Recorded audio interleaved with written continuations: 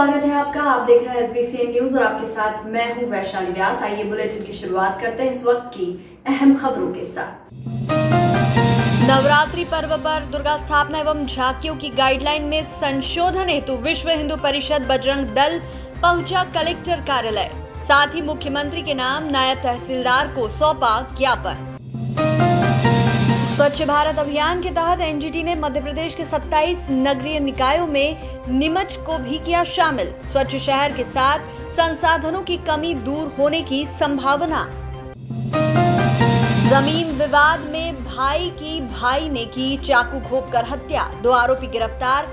सिंगोली थाना क्षेत्र के पीपली खेड़ा गांव की ये घटना। कोविड-19 के अंतर्गत कार्यरत समस्त स्वास्थ्य कर्मचारियों को स्थायी किए जाने एवं कोविड-19 योद्धा कल्याण योजना, कोविड कर्मवीर योद्धा कल्याण योजना में शामिल करने के लिए कलेक्टर को ज्ञापन सौंपा। विश्व हिंदू परिषद बजरंग दल के कार्यकर्ता शनिवार को भारत माता चौराहे पर एकत्रित हुए और रैली के रूप में कलेक्टर कार्यालय पहुंचे व मुख्यमंत्री के नाम नायब तहसीलदार पिंकी साठे को ज्ञापन सौंपा, जिसमें बताया गया कि विश्व कोरोना संक्रमण जैसी बीमारी के दौर से गुजर रहा है। देशवासी भी इस महामारी से बचाव करते हुए शासन प्रशासन द्वारा दिए गए निर्देशों का पालन कर रहे हैं, परंतु शासन प्रशासन द्वारा मां दुर्गा की झांकियों के संबंध में बनाए गए गाइडलाइन से विहिप बजरंग दल पुनर्विचार कर संशोधन करने की मांग करता है। मूर्तिकारों द्वारा दुर्गा मां की मूर्ति जिस भी ऊंचाई पर बनाई गई है उन्हें क्रय विक्रय व स्थापना के लिए रोका ना जाए। झांकियां और पांडालों की साइज बढ़ाई जाए, जिससे मूर्ति रखने एवं सुचारू रूप से पूजा अर्चना करने के लिए पर्याप्त स्थान मिल सके। मूर्ति स्थापना और विसर्जन में यात्रा निकालने, ढोल नगाड़े बजाने की अनुमति कोरोना संक्रमण से बचाव के दिशा निर्देश देखकर प्रदान की जाए, क्योंकि धार्मिक उत्सव के कारण ही समाज को आत्मविश्वास और विपदा से निपटने की शक्ति मिलती है। हमारी मांग ये है कि जो मूर्ति की साइज का जो प्रशासन ने तय किया है गाइडलाइन, वह साइज जो मूर्तिकारों ने बड़ी साइज में जो मूर्तियां बनाई है उन मूर्तियों को भी बिक्री करने की अनुमति दी जाए और उनको बिठाने की गरबा उत्सव समितियों को अनुमति प्रदान की जाए। दूसरा ये है कि जब कार्यकर्ता मूर्ति लेने जाते हैं तो बड़े उत्साह के साथ जाते हैं, उसमें काफ़ी भीड़ इकट्ठी हो जाती है। तो सरकार ने गाइडलाइन बनाई है कि कम संख्या में इसको कार्यकर्ता रहे, तो अगर कहीं संख्या बढ़ जाती है तो उसके लिए भी संख्या की गाइडलाइन बढ़ाई जाए। तीसरा ये है कि बहुत सी जगह कार्यकर्ता मांग करते हैं कि नई मूर्ति या नए स्थान पर बिठाने की अनुमति भी लेते हैं कार्यकर्ता, तो उसमें भी सरकार ने मांग की है कि जिनको पुरानी अनुमति मिली है उन्हीं को मूर्ति बिठाने की अनुमति मिलेगी।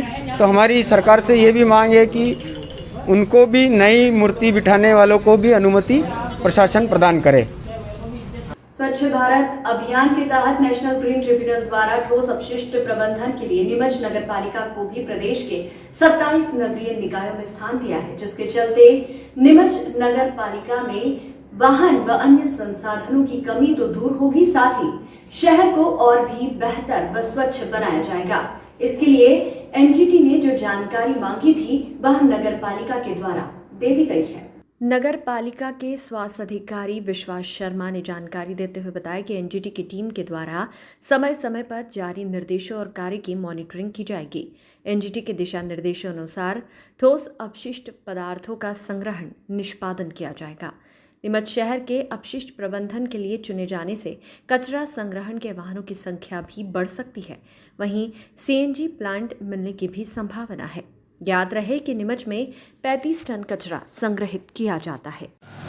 स्वच्छ भारत अभियान के अंतर्गत एनजीटी द्वारा एनजीटी मतलब ग्रीन ट्रिब्यूनल के द्वारा मध्य प्रदेश के 27 जिलों को 27 नगरीय निकायों को इसमें स्वच्छ भारत अभियान की गाइडलाइन के अनुसार कार्य करने के लिए चयनित किया गया। तो एनजीटी के निर्देशन में शहरी ठोस अपशिष्ट का संग्रहण, निष्पादन और करने की कार्रवाई की जाएगी और एनजीटी के अधिकारियों द्वारा समय समय पर उसकी मॉनिटरिंग की जाएगी और अनुसार ही उस पर कार्रवाई होगा। और यदि कोई नगर पालिका उस कार्य को नहीं करती तो शासन तत्काल संबंधित कर्म अधिकारियों के खिलाफ एक्शन की कार्रवाई करेगा। कुछ नई गाड़ियाँ वगैरह आई? जो गाइडलाइन के अनुसार संसाधन की कमी होगी वो शासन पूर्ति करेगा।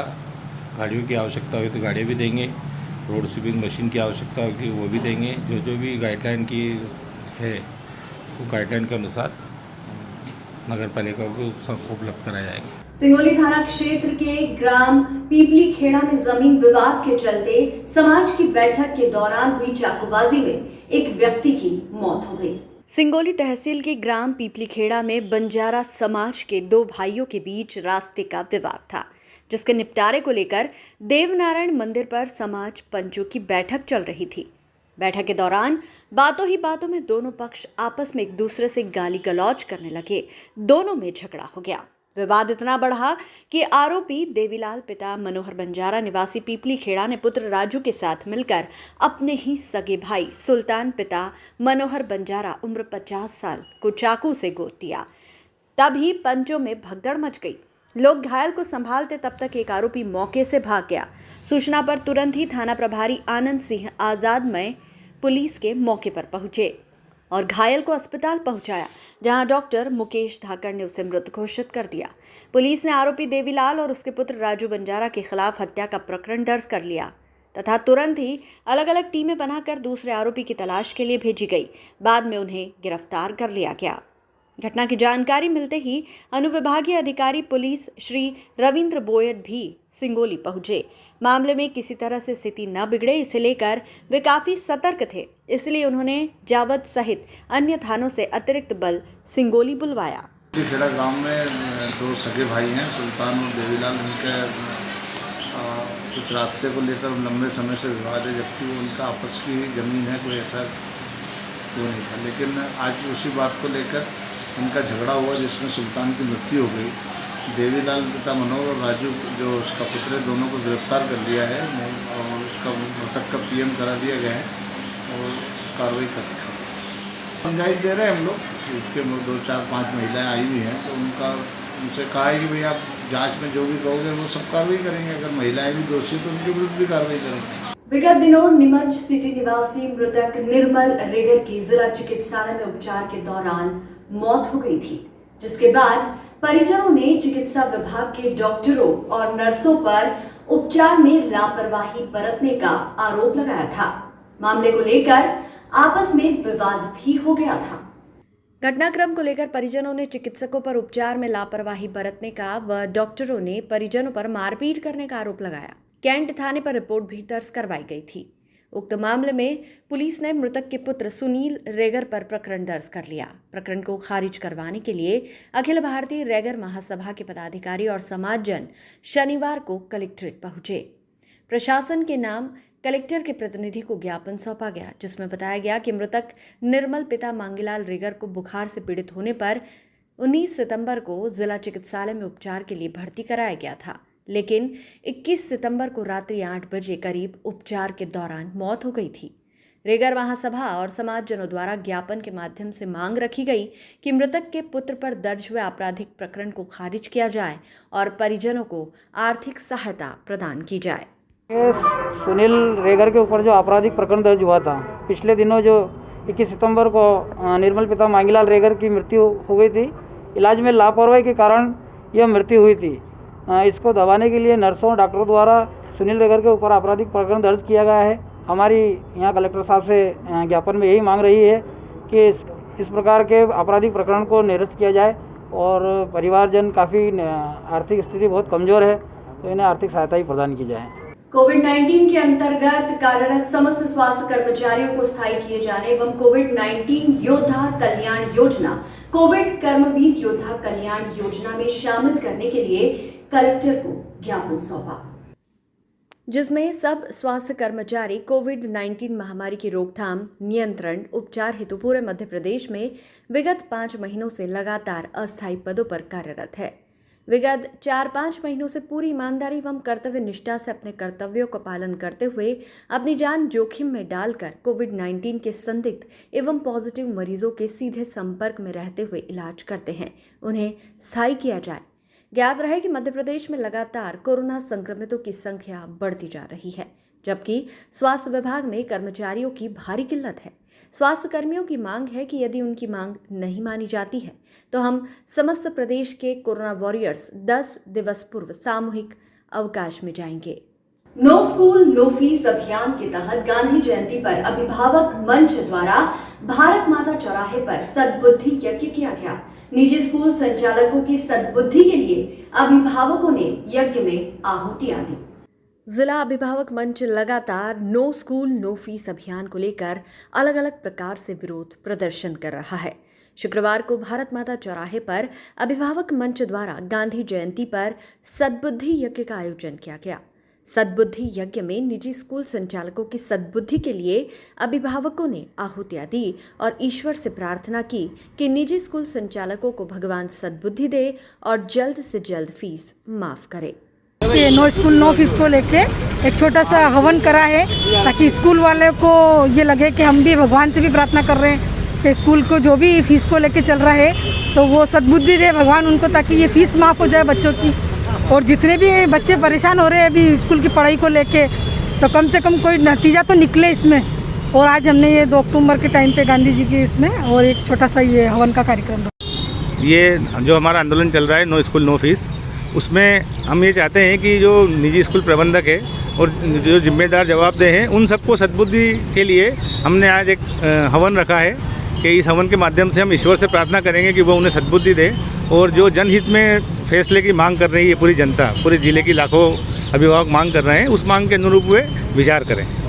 तो क्या सद्बुद्धि की हवन क्या किस तरह से प्रार्थना की भगवान से आपने? हमने भगवान से प्रार्थना की है कि जैसे इस क्षेत्र में जो बड़े बड़े विद्यालय हैं उन्हें शासकीय अनुदान मिला है, कोड़ियों के नाम पर ज़मीनें मिली हैं और उसका जनता ने खुले दिल से स्वागत किया था। ये सोच कर किया था कि यहाँ के अभिभावकों को सौगात मिलेगी, किंतु आज वो उनका पूरी तरह से व्यावसायीकरण हो चुका है। हम चाहते हैं कि जिस तरह से हमने उसका खुले दिल से स्वागत किया है उसी तरह से आज हमारी समस्याओं को देखते हुए वे भी हमारी समस्याओं को खुले दिल से सोचे समझे और उसके अनुरूप न्याय संगत फैसला निकाले। शहर में सामाजिक कार्य में सदैव आगे रहने वाली संस्था अली फाउंडेशन द्वारा इमाम हुसैन के 40वें और रक्तदान दिवस के अवसर पर रक्तदान शिविर का आयोजन किया गया। ये आयोजन जिला चिकित्सालय स्थित रेड क्रॉस पर आयोजित किया गया था। इसमें मुख्य अतिथि के रूप में सीएमएचओ महेश मालवीय मौजूद रहे। इस दौरान शहर के उन लोगों का सम्मान किया गया जिन्होंने रक्तदान किया। नीमच जिले में रक्तदान के लिए लोगों को भी प्रेरित किया और स्वयं भी रक्तदान करने की शुरुआत की। ऐसे तमाम लोगों को सम्मानित किया जिन्होंने अपने जीवन में दर्जनों बार रक्तदान किया। इस अवसर पर अली फाउंडेशन के कार्यकर्ताओं ने रक्तदान भी किया। कार्यक्रम में वरिष्ठ समाज सेवी भानु दवे अतिथि के रूप में शामिल हुए, जिन्होंने सबसे पहले रक्तदान के लिए नीमच जिले में अलख जगाई थी। संस्था की ओर से उन तमाम लोगों को धन्यवाद व आभार प्रकट किया गया जिन्होंने शहर में रक्तदान के लिए प्रयास किए।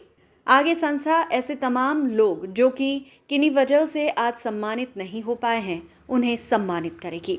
इस अवसर पर मौजूद गणमान्य लोगों द्वारा अली फाउंडेशन के द्वारा किए जा रहे सामाजिक व स्वास्थ्य के क्षेत्र के कार्यों की सराहना की गई। बिस्मिल्लाहिर्रहमानिर्रहीम। आज का जो प्रोग्राम हुआ है, हमारे जो अध्यक्ष हैं अली भाई, उनके मार्गदर्शन में अली फाउंडेशन सोसाइटी द्वारा आज इमाम हुसैन के 40वें के ऊपर और रक्तदाता दिवस के ऊपर इन दोनों ही कार्यों के लिए आज हम लोगों ने अली फाउंडेशन ने रक्तदाता दिवस के टाइम आज हमने रक्त का ये शिविर रखा है और हमारा जो एक टारगेट है वो 110 से लेकर 172 के बीच का है। तो इंशाल्लाह हम आज 110 से 172 के बीच में रक्त डोनेशन करेंगे। आज किन किन लोगों का सम्मान किया गया? आज हमने हमारे नीमच के वरिष्ठ जो रक्तदाता हैं, जिनमें सबसे पहला नाम आता है माननीय भानु प्रसाद जी का, दूसरा नाम आता है श्री मोदी जी का, तीसरा नाम आता है श्री गोयल जी का। ये जो गोयल साहब हैं और दूसरा ये हमारे जो दीपेश भाई हैं, ये लोग 4-5 लोग जो हैं ये 70-80 बार, और भानु दवे जी एक ऐसे शख्स हैं जिन्होंने 100 बार से ऊपर नीमच में वो दिया है। तो आप सबका हमने अली फाउंडेशन के द्वारा सम्मान किया है। ये नीमच के लिए और हमारे अली फाउंडेशन के लिए गौरव की बात है कि ऐसे वीर योद्धा रक्तदाता हमारे बीच में उपस्थित हैं। युवा कितने जिनका सम्मान किया गया, युवा कितने शामिल हुए जिनका सम्मान? जो हमारे समाज के हैं उसमें 5 युवा हैं, जिसमें हमारे मिकदाद भाई हैं, हमारे असगरी भाई हैं, हमारे बुरहान भाई हैं और हमारे शब्बीर भाई हैं। ऐसे जो 5 जने हैं उन सबका हमने स्वागत किया। इमाम हुसैन अली फाउंडेशन द्वारा आज रक्तदान शिविर रखा गया है और इमाम हुसैन अलैहिस्सलाम के 40वें पे जो कि करबला में शहीद हुए थे और राष्ट्रीय रक्तदाता दिवस के मौके पे दोनों ही पर्व एक साथ आए, तो अली फाउंडेशन ने कोविड के चलते हुए ब्लड की काफ़ी कमी महसूस की और ब्लड बैंक से हमें तुरंत सूचना दी गई और तत्काल हमने आके इस कार्यक्रम को संभव किया। आज बोहरा समाज के अंदर तकरीबन इंशाअल्लाह ताला हम 110 यूनिट और सभी सर्व समाज के लोगों के साथ हम 151 यूनिट का टारगेट लेके चल रहे हैं, ताकि ब्लड बैंक में हमारे शहर में जो कि रक्त अमृत कहा जाता है उसकी कहीं भी कमी ना आए और सभी लोग स्वस्थ रहे और बढ़िया रहे। आज किस किस का सम्मान यहाँ पर हुआ है आपके द्वारा? आज इस मौके पर हमने रक्तदाता दिवस के मौके पे हमने उन सभी लोगों को याद किया जो कि यहाँ पर नींव रखी थी आज से 30 40 साल पहले, जो लोग ब्लड के बारे में समझते ही नहीं थे।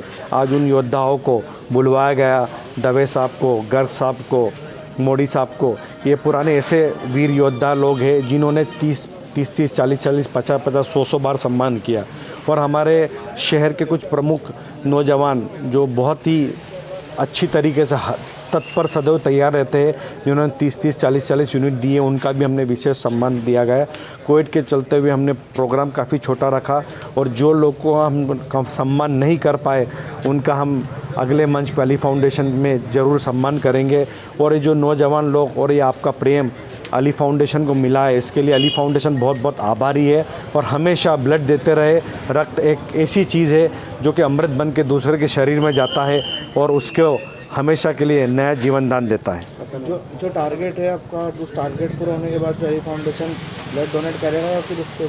पिछले 10 साल के अंदर अली फाउंडेशन तकरीबन 7 से 8 कैंप लगा चुका है और हर साल ब्लड बैंक को अली फाउंडेशन रक्तदान देता रहा है। हम जो टारगेट सोचते हैं उससे कई गुना बढ़ के हमारे नौजवान साथी हमारे साथ यूनिट देने में आगे रहते हैं और बहुत अच्छी बात है कि बोहरा समाज के नौजवान लोग तो आगे रहते ही है और बोहरा समाज की महिलाएं बहनें भी इस प्रोग्राम में आती है और आगे रह के ब्लड डोनेशंस के लिए तत्पर तैयार रहती है और हमेशा ब्लड डोनेशन देती रहती है। तकरीबन 15 से 20 यूनिट ऐसी है जो इंशाअल्लाह ताला आ जाएगी, जो कि लेडीज़ यूनिट है और बहुत गर्व की बात है। इतनी जागरूकता फैली हुई है बोहरा समाज में, नीमच शहर में ब्लड डोनेशंस के लिए।